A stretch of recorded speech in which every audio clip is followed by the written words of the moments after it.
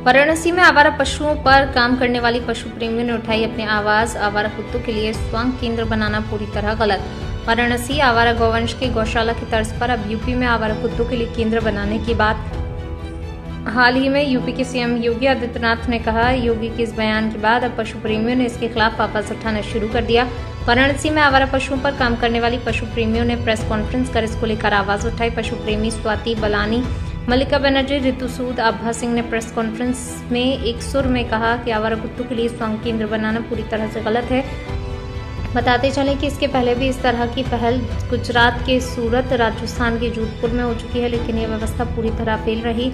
पशु प्रेमी स्वाति बलानी ने बताया, कुत्तों के साथ इंसानों का पुराना संबंध है, खासकर काशी में कुत्तों को यहाँ के कोतवाल काल भैरव की सवारी है। ऐसे में सड़कों से कुत्तों को हटाए जाना पूरी तरह से गलत है।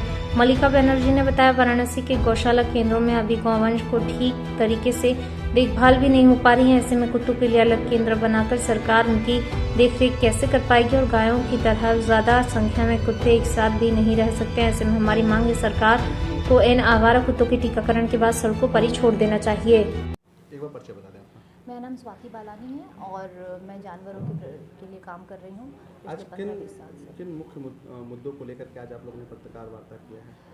जो योगी सरकार ने कहा है कि कुत्तों को हटाया जाए सड़क से और उनके लिए सुरक्षित जगह बनाया जाए, उस पर हम चाहते हैं कि इन्हें ना हटाया जाए। और सुरक्षित जगह की जहाँ तक बात है, हमारे साथ वो ज़्यादा सुरक्षित है क्योंकि हम जीव प्रेमी लोग हैं और हम लोग आज से नहीं बचपन से इनके साथ काम कर रहे हैं। तो हम नहीं चाहते हैं कि उन्हें सड़कों से हटाया जाए। किस तरीके की शिकायतें दी गई थी? शिकायत थी कि भाई कुत्ते काटते हैं, कुत्ते आक्रामक हो गए हैं और गाड़ी जाती है तो उनको दौड़ते हैं उनके पीछे। तो देखिए, जो आक्रमण की बात है, कई जगह तो साजिशें हैं, सब जगह कुत्ते ऐसे आक्रमण नहीं होते हैं। और अगर कुत्ता आक्रमण हो रहा है तो उसके पीछे कोई ना कोई वजह ज़रूर है। या तो उनको छेड़ा गया है, या वो भूखा है, या फिर वो किसी बीमारी से ग्रस्त है, या वो हीट प्रोसेस में है। तो सबसे अच्छा निवारण है कि उसका बधियाकरण किया जाए, क्योंकि बधियाकरण करने के बाद जानवर बहुत शांत हो जाता है और अपनी जगह पे रहता है। कि बनारस में होता ही ठीक है। आइए आप यहाँ से जरा अपना परिचय। अब मेरा नाम आभा सिंह है। आभा जी, इन सारी घटनाओं को देख करके आगे क्या स्टेप उठाने वाले हैं आप? हम अकेले तो जो करना है वो कर रहे हैं, लेकिन हमारा स्टेप नगर निगम के साथ मिल के होना चाहिए कि पूरे 12 महीने 365 दिन जानवरों का बंध्याकरण का प्रोसेस चलता रहे, जिससे कि कुत्तों की संख्या एक सीमित हो जाए और इससे उनके जो छोटे छोटे बच्चे जो सड़कों के नीचे आके मरते हैं और उनके साथ दुर्व्यवहार होता है, ये सारी चीज़ें ना हो।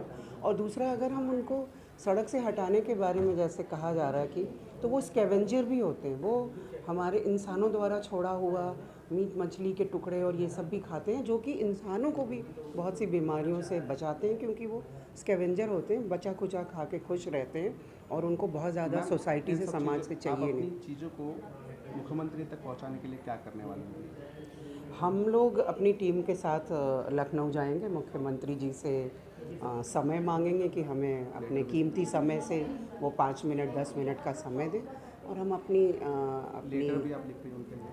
लेटर लिखना पहला स्टेप होगा, लेकिन मिल के ही बात करना हम चाहेंगे कि वो हमें समय देंगे और हम वो जहाँ बुलाएंगे, वो बनारस आके मिलेंगे तो हम बनारस मिलेंगे, वरना हम लखनऊ भी जाके उनसे मिलने को तैयार हैं। अपना नाम? मैं रितु सूद हूँ।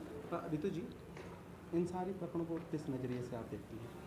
देखिए, मेरे देखने का नज़रिया तो मैं ये बोलूँगी, मैं धार्मिक प्रवृत्ति की तरह से बोलूँगी कि काल भैरव की सवारी है ये स्वान, है ना, और इनकी पूजा की जाती है।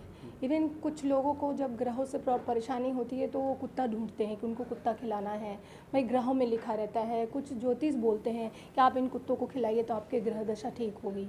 तो हमको जब बहुत तकलीफ़ होती है, जब इनको हम तकलीफ़ में देखते हैं, हमसे इनका ब्याह हम कैसे करें हमें समझ में नहीं आता, क्योंकि ये तो बेजुबान है, इनके साथ कुछ भी होता है ये बोल तो पाते नहीं है ना, लेकिन उनको देख के हमें तकलीफ़ होती है। अब होली दिवाली हम इंसानों का त्यौहार है, इनका नहीं है, लेकिन लोग अपने एंटरटेनमेंट के चक्कर में होली दिवाली भी इनके साथ खेलते हैं। कितनों को मैंने देखा, उनके पूँछ पे वो चक्रियाँ बांध के घुमाते, वो भौंक रहे, वो चिल्ला रहे, लेकिन वो हंस रहे, उनको मज़ा मिलता है, उनके लिए वो एंटरटेनमेंट का साधन है, लेकिन हमारे लिए नहीं है।